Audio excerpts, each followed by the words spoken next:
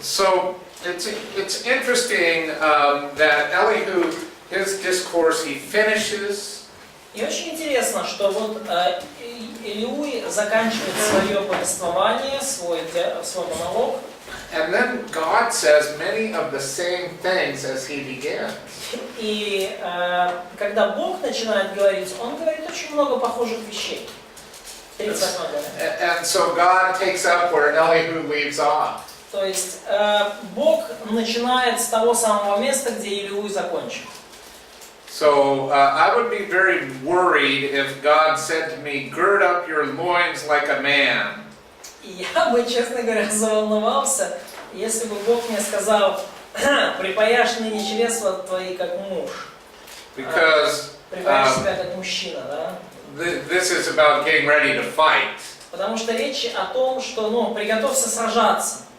So you have a robe on, right? And you're standing there with this robe on. То есть вот у вас, роба, кусок ткани, который вы носите вместо одежды в том мире, да? So you don't want to trip over the robe if you have to fight or run or do something. И поэтому вы не хотите запутаться в этой рубашке, если вы начнете там бежать быстро или драться. So you reach down and pick up the hem of your robe and pull up. И поэтому вы берете вот край этой, значит, вашей длинной этой ткань, робы, одежды, и вы поднимаете. Да? Instant pants. Вот как такие мгновенные шорты, да.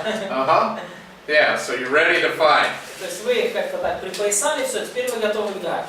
So God says, get ready to fight like a man. И Бог говорит, готовься драться как мужчина. But the thing is that God fights like God. Но вообще-то проблема в том, что Бог-то борется как Бог. So who's going to win this fight? I wonder. Я вот думаю, кто выиграет эту битву? Yeah, it's time to be worried when God says, get ready to fight. Да, это время заволноваться, если Бог говорит вам, готовься к сражению. It says, I'm the creator. И Он говорит о том, что я Творец. I cause the sun to come up and the dawn to take place. Я назначил так, чтобы солнце восходило и чтобы заря была, то есть, Dawn, morning, sunrise. Да, то есть, заря, да. То есть, я установил солнце и зарю. He says, I've been to the deepest places of the ocean. И он говорит, что я был в самых глубоких местах океана. I understand all of the expanse of the earth. И я понимаю вообще всю широту земли. He says, I command the weather. И он говорит, что я повелеваю погоде. It says, I know how the light is divided east and west. Я знаю, как разделяется свет на запад, на восток. So he talks about the weather. Он говорит о погоде. He talks about this miracle of water turning to ice. Он говорит об этом чуде, о том, как вода превращается в лед. And he thought of that. И он думал об этом.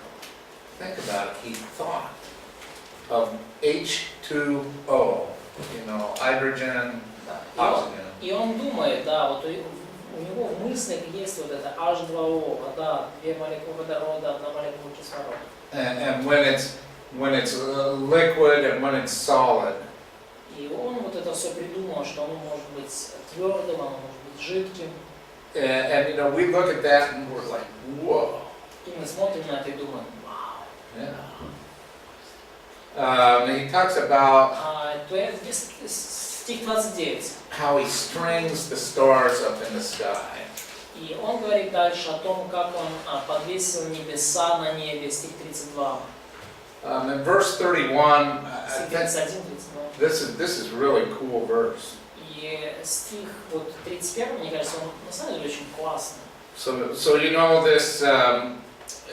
this constellation Orion.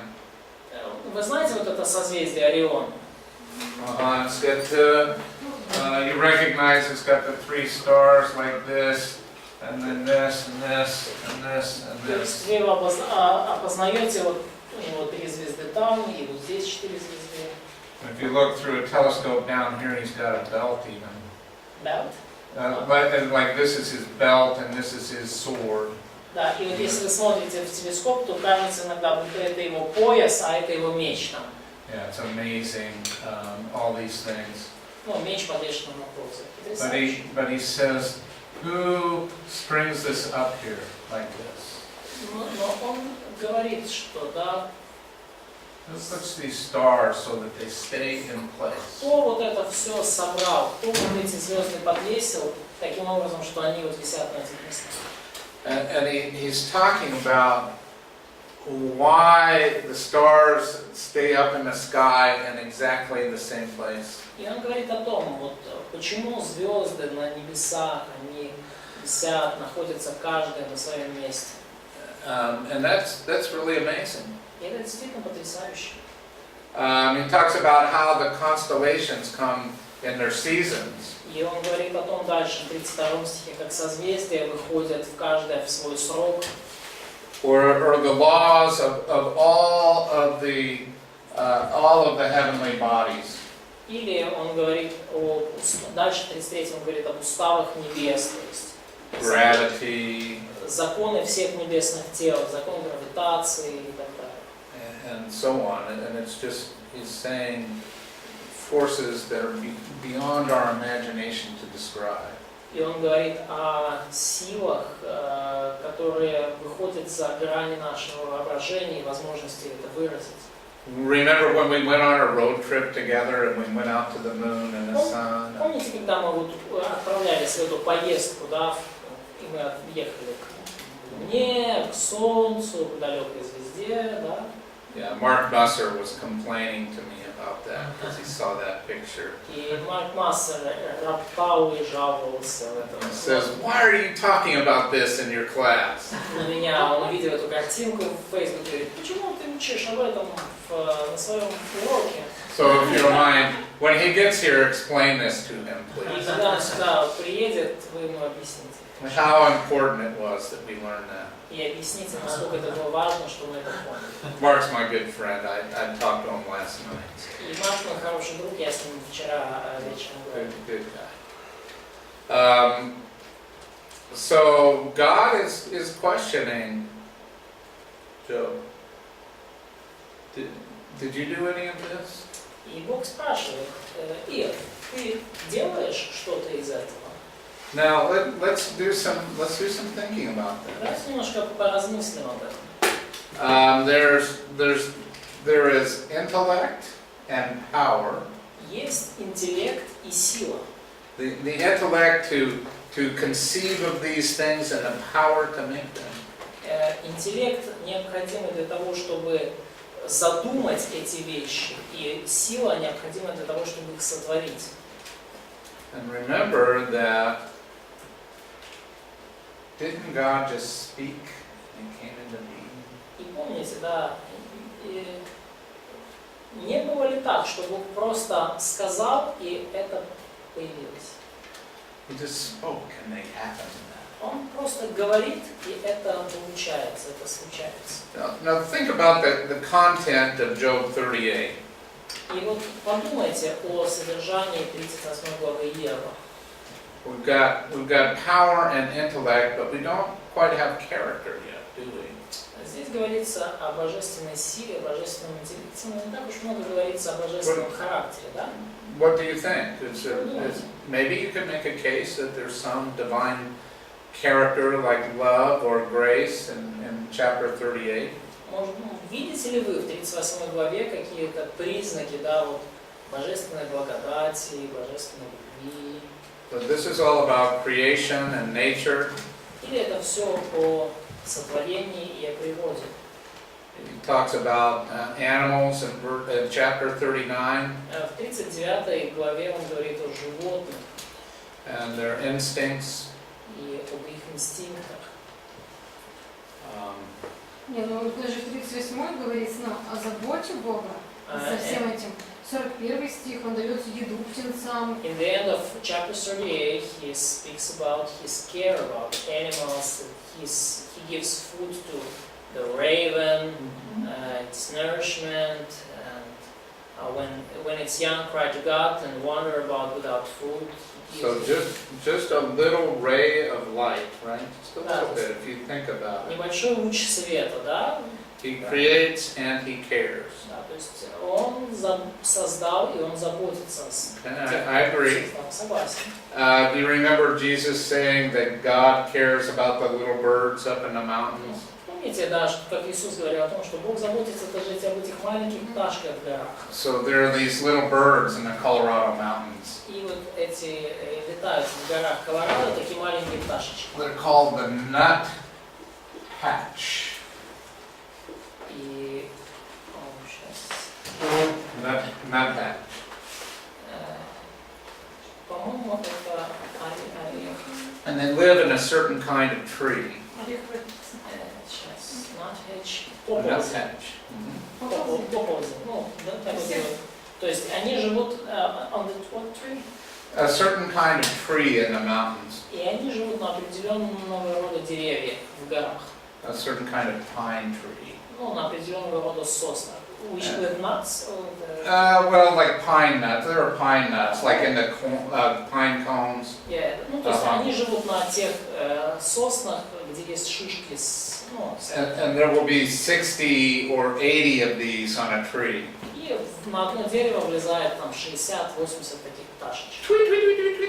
I mean, it's so funny to hear them all talking at once. И очень весело слушать, когда они все одновременно говорят. But then, when it gets cold, they'll all crowd together in a hollow place in the tree. Но когда становится холодно, они все собираются одной большой толпой в in a hollow, so in the hidden place. Yeah, so they'll all crowd together and stay warm. Они все собираются в дупле внутри дерева, внутри этой сосны где-то, ну там, где есть такое. And they're little birds about this big. И они собираются все вместе, и там все вместе греются. И это малюсенькие птички, вот такого размера. Yeah, птичка. Sweet little birdies. Да, маленькие. У нас так на проводах воробчики греются.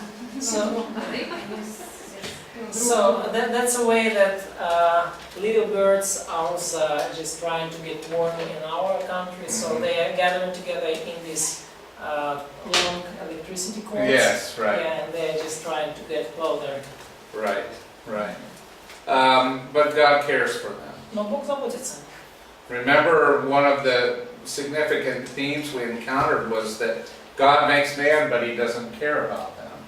Вы помните, да, какая важная тема, которая была поднята там, в 4 главе и дальше, да, что Бог создал человека, но не заботится о нем.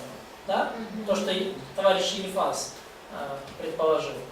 Вот, что Бог создал человека, но, в общем-то, на человека не Деизм или что? Is it kind of deism? Deism? Deism. Ну что Бог отстранил. So, the God who is Deism. deism. Yeah. Oh, I don't know about that. I think there's direct care, so it'd probably be closer to theism. Yeah, okay, so Yeah, I think there's direct care. no, the view of Eliphaz, who just... Oh, yeah, maybe Eliphaz. Да, ну Yeah, Елифаз как раз таки, да, он как раз таки, Maybe. можно назвать его таким деистом. yeah, it's an idea. Да,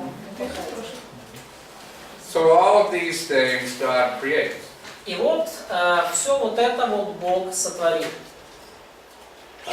He says, I made everything in creation and I care for it. И он говорит, что я все сотворил, все, что есть вот на земле, и я забочусь об этом. And then God says to Job in chapter 40, И затем в 40 главе Ева, Бог говорит Еву.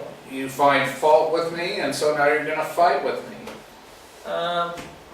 Verse 3, yes. 2. Verse 3.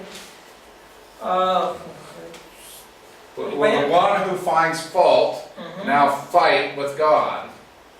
We don't have it at all. I'm sorry. Now fight with the Almighty. Chapter 40, yes? 4-0, yes. 40, verse 2. Then Yahweh answered Job and said, that's verse 1. And then verse 2, Sounds like a man, yes. Verse 2, the one Oh, I see. I'm sorry, it's just different translation. Okay. Да, в 42 это не 40 глава 2 стих, а 39 глава 32 стих. Это разница в нумерации. Will the one who fights with the Almighty Будет ли состязающийся со Вседержителем еще учить? Обличающий Бога пусть отличает его. Difference in numeration. Okay, will the one who finds fault fight with the Almighty? 39-32. То есть обличающий Бога, тот, кто может найти что-то как бы плохое, какую-то ложь в Боге, пускай попробует с ним сразиться. 39-32. Let the one who reproves God answer it. Тот, кто хочет поспорить с Богом, пусть им ответит им. So, is there any such thing as an atheist? То есть, Are there any real atheists? есть ли, вообще говоря, в мире хоть один настоящий атеист? Romans 1 says there's no such thing as an atheist. Римлянам 1 глава говорит, что нету ни одного настоящего атеиста. Yeah, God doesn't believe in atheists. Бог не верит в атеистов.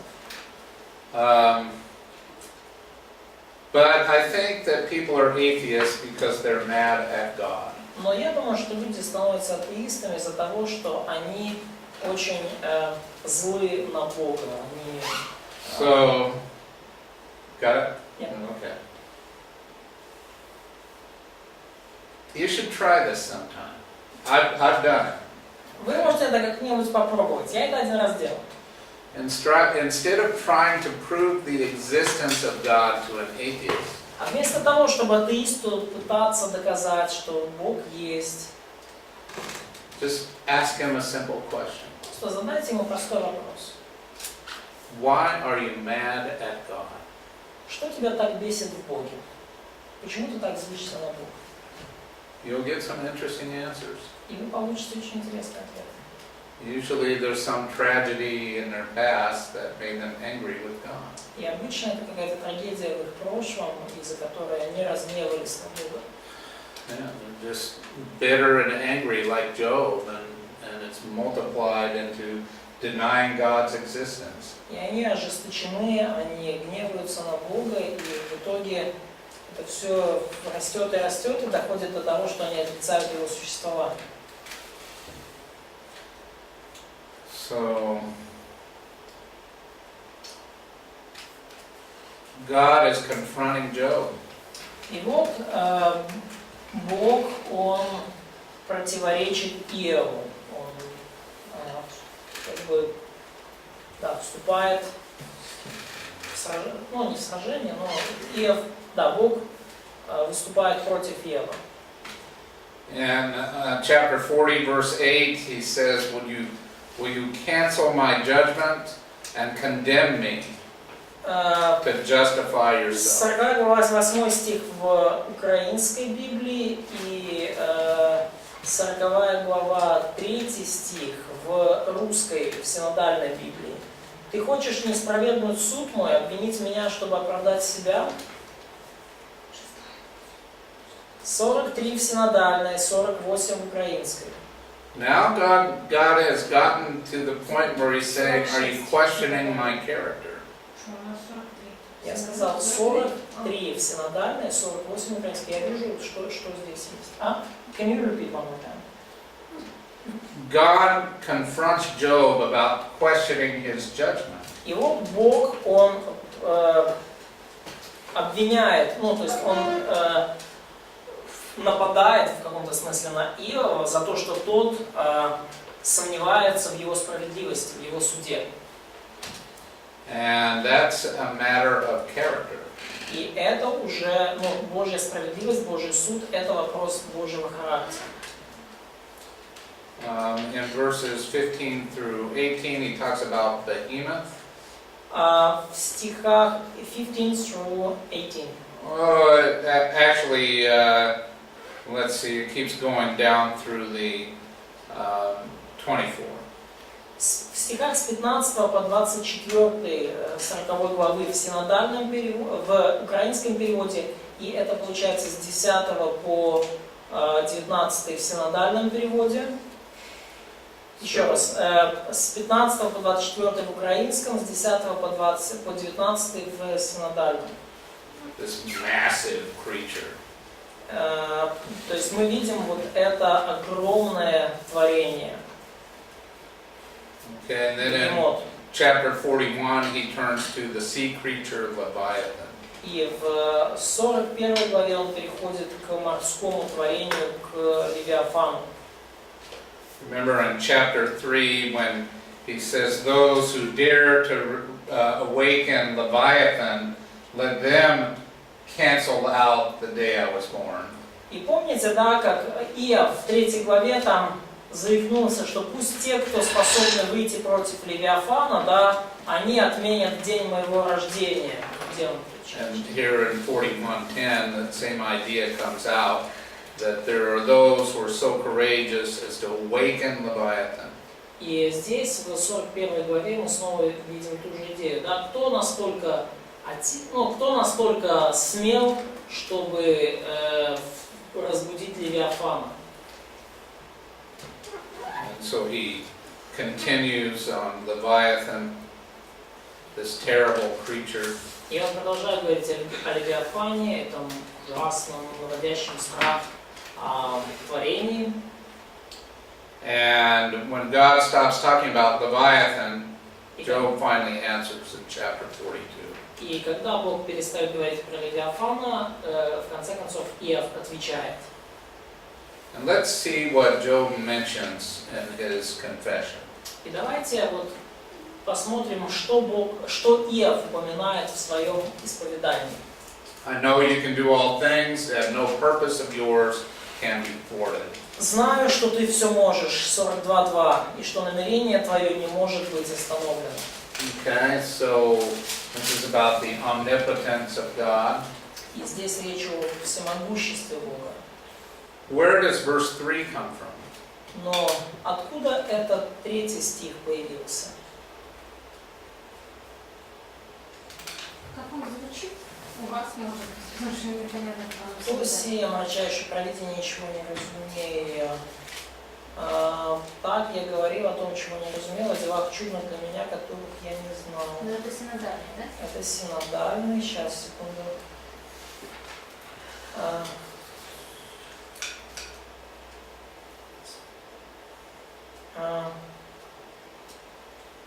Но я не вижу пока расхождения с английским. Where is this verse 3 came from? Да? Откуда появился 3 стих? Yeah, have we seen some of these words before in the book? Видели ли мы эти слова раньше в книге? Да. Иова 38. Chapter 38. Yeah, from Elihu, and isn't it from Elihu? Did Elihu Это mention слова it? Илюя, нет? In concept, he did. Ну, как минимум концепцию, да, дал Илью, саму идею. Yeah, when he said there are things that God doesn't reveal everything. Когда Илью говорит о том, что Бог не открывает всего. And so Job has taken some of the words of Elihu as well. И Иов таким образом он взял, цитирует некоторые слов Илюя. Нет, ну здесь в 38 главе «И отвечал Господь из бури, кто сей помрачающий провидение словами без смысла». Это Бог говорит про Иова. So, do you mean about the second part of verse? Therefore I had declared that which I did not understand. Right. Речь идет о второй части стиха. Так я говорил о том, чего не разумел, о делах чудных для меня, которых я не знал. И это сейчас. So.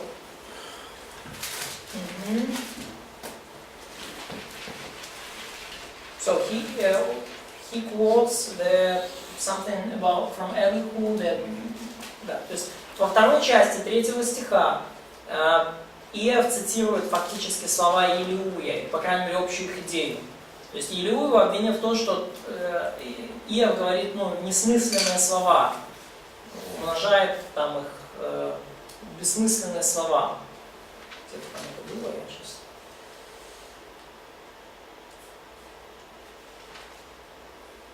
Да, Иов 35:16. Иов и открыл легкомысленно уста свои, безрассудно расточает слова. Это вот книга Иов 35:16, это слова Елеуя. Ну, смысл их мы видим, что Иов цитирует в 42:3, признавая свое безрассудство.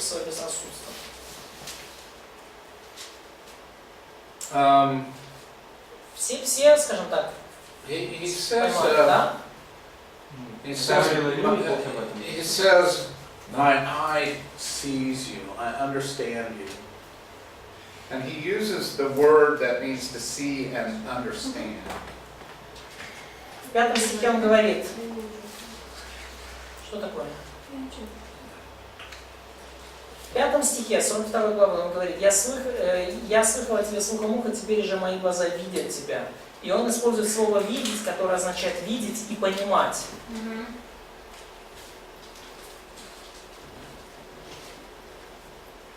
And so he repents. И поэтому он раскаивается.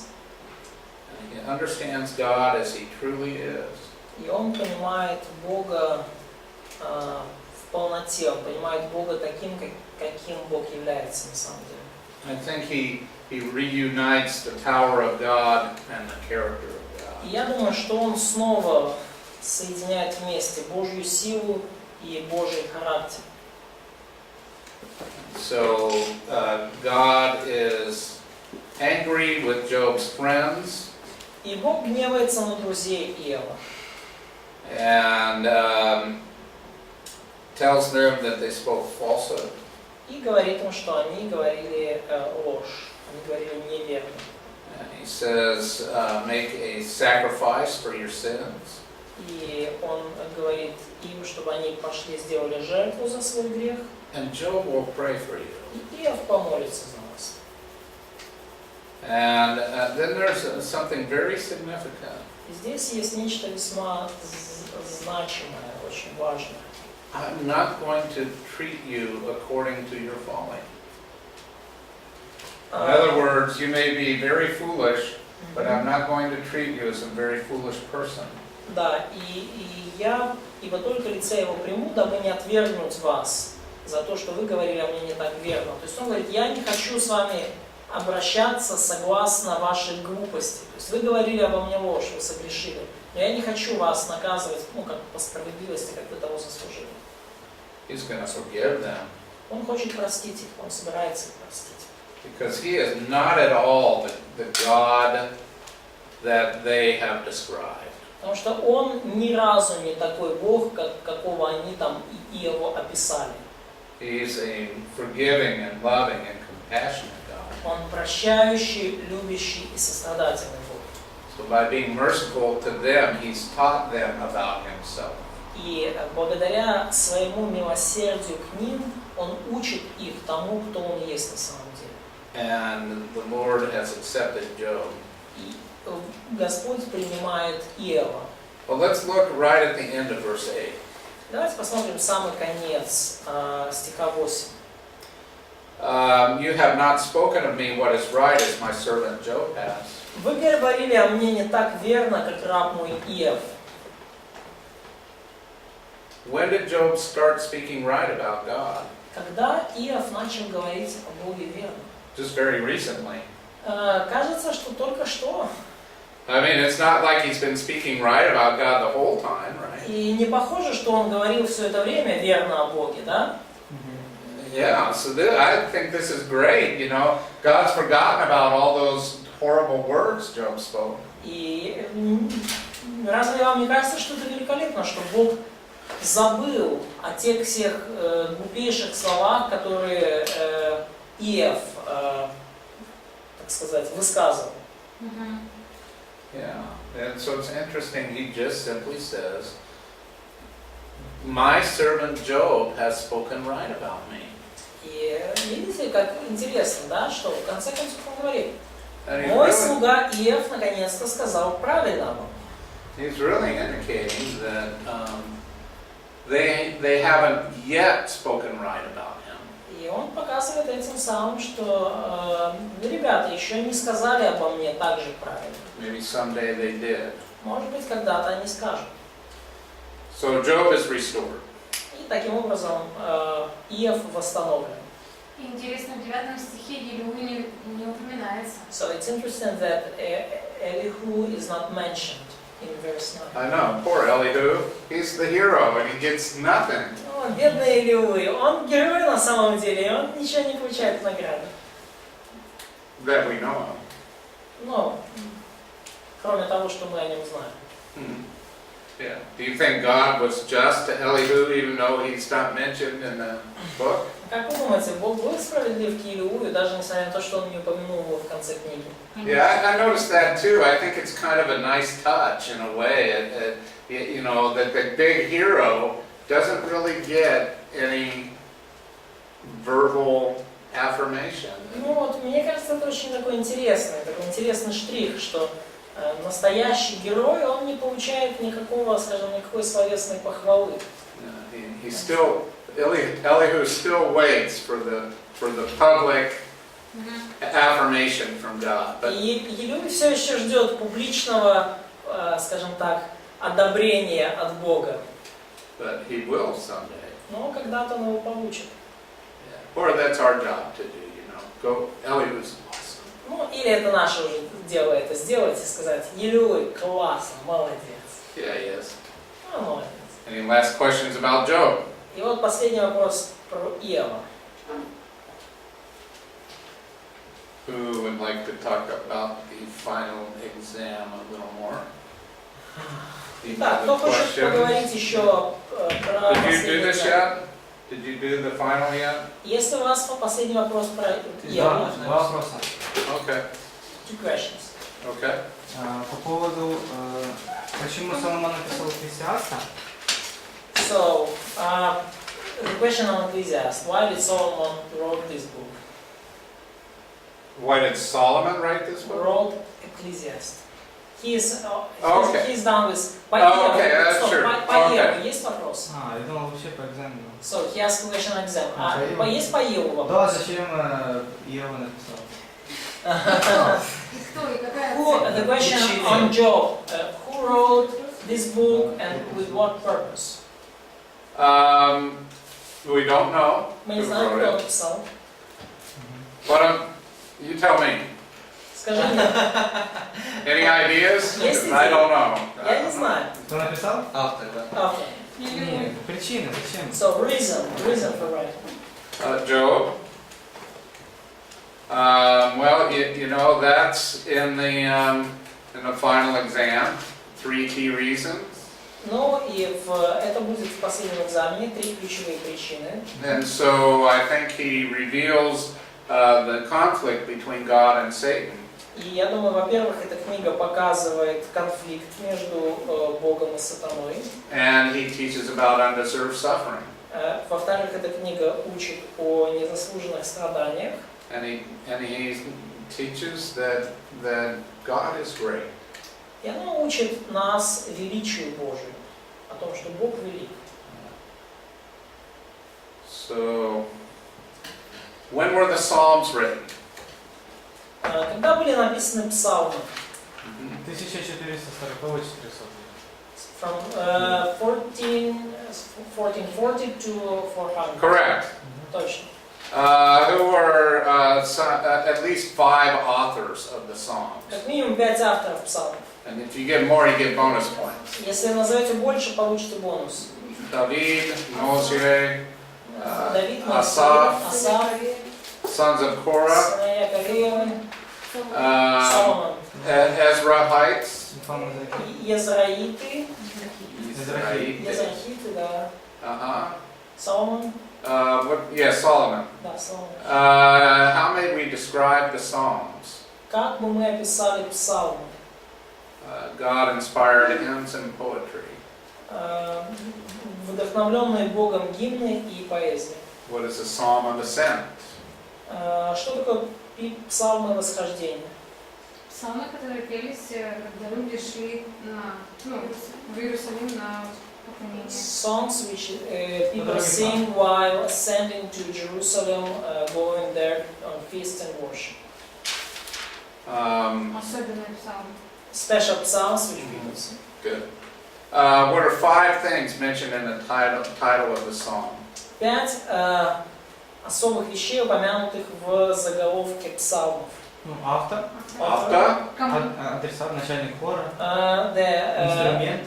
The instrument, Musical instrument. for whom it's written, for the chief of choir, the circumstances, И характер песни. and the character of song.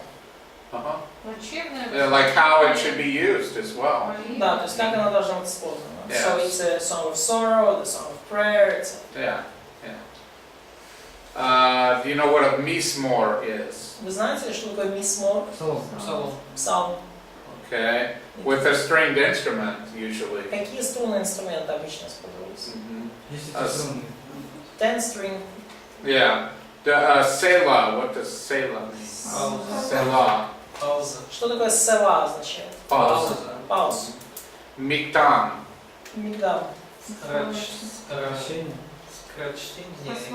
Пословица. The short saying. Yes, and also Музыкальный термин. It's a music term. yeah, a lot of people think it means a song with an instrument as well. Но многие люди думают, что это псалом с использованием инструмента какого-то. Uh-huh. Так что это? So what this? What's this? Miktam, you can say a short saying or a song with an instrument. Можно Because сказать, there's an argument. либо поговорка, пословица, ну такое краткое выражение, либо песня, исполняемая с инструментом. Maskil. Есть споры на эту тему. Что такое маскил? А? The poem. It's for contemplation. Да, просто для публичного чтения, для прочтения. Can you tell me about the structure of Hebrew poetry? That is, what rhymes in Hebrew poetry? Я прошу прощения, это поэма для размышления над ней, не для публичного чтения, поэма для размышления, для чтения. Это что, Москве? Угу. Последнее то, что было. Да, Москва. Да, Москва. So,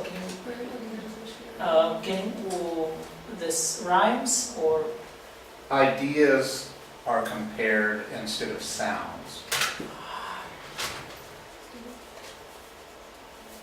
Can you repeat the whole question? No, I Oh, was okay. trying Explain the rhyming structure of Hebrew poetry. Опишите, пожалуйста, структуру рифм в еврейской поэзии. А? Cannot.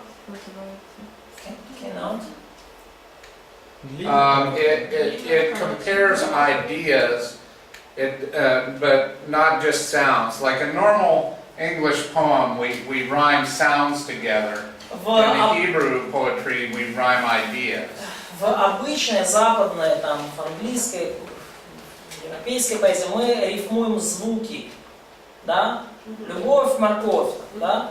А в еврейской поэзии они рифмуют идеи между собой. То есть не обязательно звуки одни и те же, но идеи параллельные, как бы рифмующиеся идеи. В этом, суть. Name 3 types of parallelism. Назовите 3 рода параллелизма. Синонимический, Synonymical, контрастный, contrast or antithetical. Антитетический. антитетический и повторение. Это синонимический. Synthetic. Okay, if you mention chiasm, Если вы упомянули you'll хиазм, get an extra бонус. bonus. Если хиазм еще напишите. Okay, I don't know if you'll be able to get what is the main message of the Song of Solomon. И я не уверен, способны ли вы мне сказать, какое основное послание песни песни. Рекламная пауза. Commercial. Yes. And what is that commercial? И в чем суть этой рекламной паузы? Чистота до брака. Purity before marriage. Bing. Okay.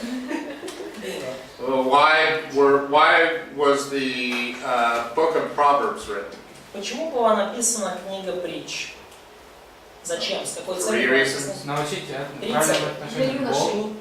So, to teach the right relationship with God. or the right attitude to God, Mhm. the right attitude with people. For young people especially. Mention young people, Да, особенно для того, чтобы наставить молодых людей, because that's chapters 1 through 9. потому что это главы с 1 по 9. What else? Что еще? Как деньгам относиться? The right attitude to money, К браку, к to женам, marriage, to мужьям. wives. Uh-huh. You can just make it a general wisdom in many areas of life. И вы можете это все собрать просто в такое утверждение, что общая мудрость у разных областях в жизни. And if you- Общая мудрость о разных сферах жизни. You might mention that the Proverbs also communicates vital information about the gospel. И также вы можете сказать, что в притчах передается жизненно необходимая информация о Евангелии. What's the key verse of the book of Proverbs? So, can you repeat three main reasons for that? Teach young people Первое. about life. Правильный ответ. Три цели написания притч. Научить, teach young people about, научить жизни молодых людей. Give many areas of wisdom for everyone. Второе, дать мудрость в разных областях жизни для каждого.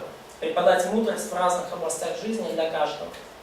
And I think to communicate gospel information. И третье, это передать жизненно необходимую информацию о Евангелии. Key verse in the book of Proverbs. Это три цели для написания книги. Какой ключевой стих в книге притч?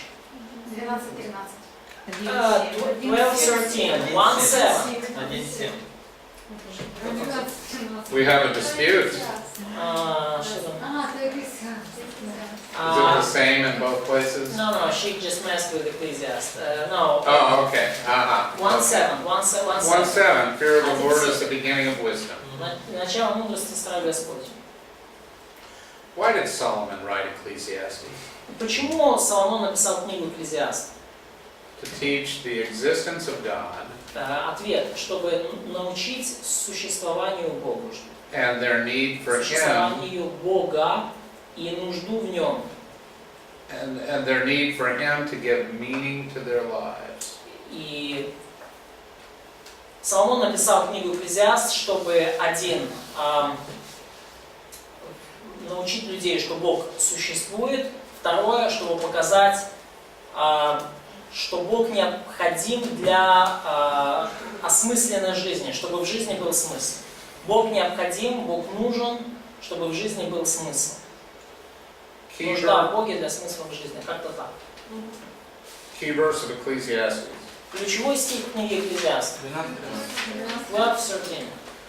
Oh, Ecclesiastes 3:11 also. А как насчет Экклезиаст 3:11?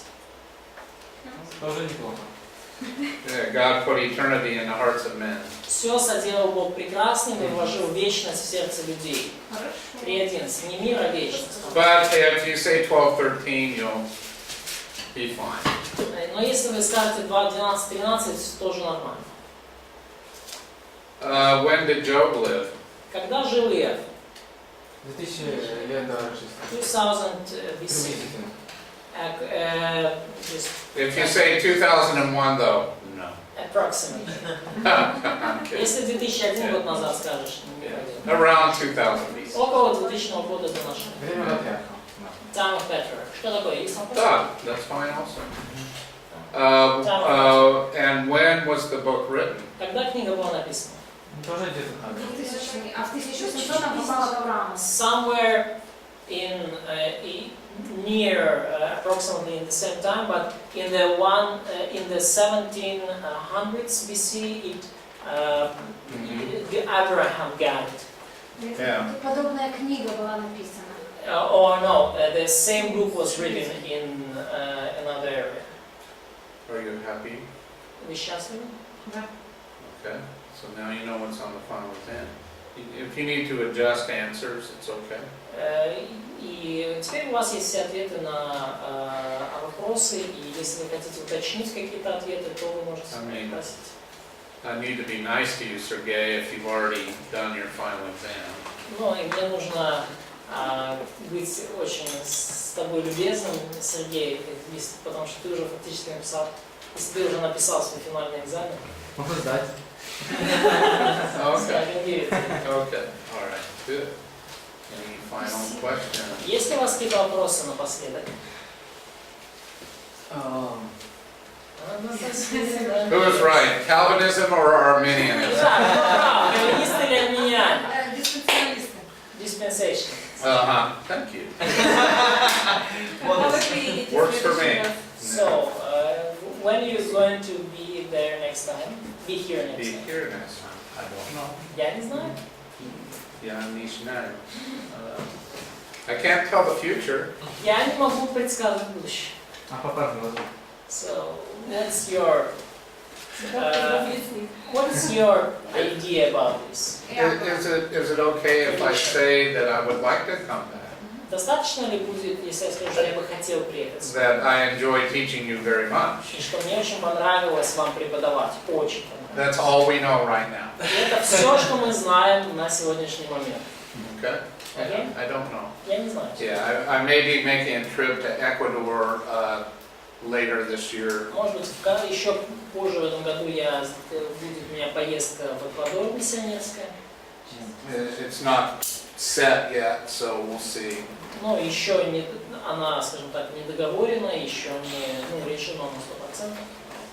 No. Good question. Но хороший вопрос. When are you coming to visit me? Когда вы приедете ко мне, вот еще один О, Kind of far away. Yeah, I know. у нас виза тяжело. вопрос. Скоро, наверное. А? С визой это уже. It's hard to get visa. Yeah, I know. Я знаю. I understand. Я Anyway. понимаю. Мы знаем, что вы очень любите спорт. We know that you like sport a lot. И спорт вообще вырабатывает серотонин. And sport is going to make more serotonin in your brain. Феромон счастья. А? Ну, гормон счастья. It's Okay. a happiness hormone. Okay, yes it is. I agree. А, согласен. Тренажер мы вам не подарим. So, and we cannot give you the special, sport vehicle. So, yeah, so. Ну, скажи, что вы подарите. So we're getting to the point now. Но Yeah. есть альтернатива, это шоколад. So, but there is an alternative source of serotonin, Oh, it's a chocolate. Ah, So that's a okay. gift for you. Хорошо. Спасибо. Спасибо.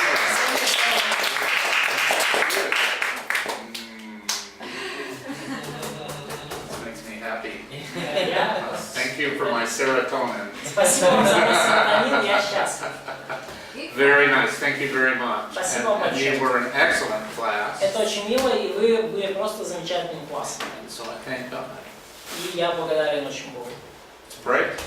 Давайте помолимся. Am I supposed to pray this time? Okay. All right. Я должен помолиться. Father in heaven, we thank you so much for our time together. Небесный Отец, благодарна Тебе за это время вместе. And we pray that the things we have learned together we might use for your glory. И мы молимся, чтобы то, что мы здесь вместе учили, мы могли использовать для Твоей славы. And that you would plan many years of ministry for the students. И просим, чтобы Ты запланировал и дал многие годы эффективного служения для студентов здесь, в классе. And that they would glorify you И, all the days of their lives. и молимся, чтобы они прославляли Тебя все дни их жизни. Always upholding your power and your character. И чтобы они пребывали твердо в знании и Твоей силы, и Твоего характера, Твоей любви. And we pray that no matter what comes, they will be faithful to you. И молимся о том, чтобы, несмотря ни на что, что бы ни случилось, они оставались верными Тебе. In Christ's name, amen. Молюсь во имя Иисуса Христа. Аминь.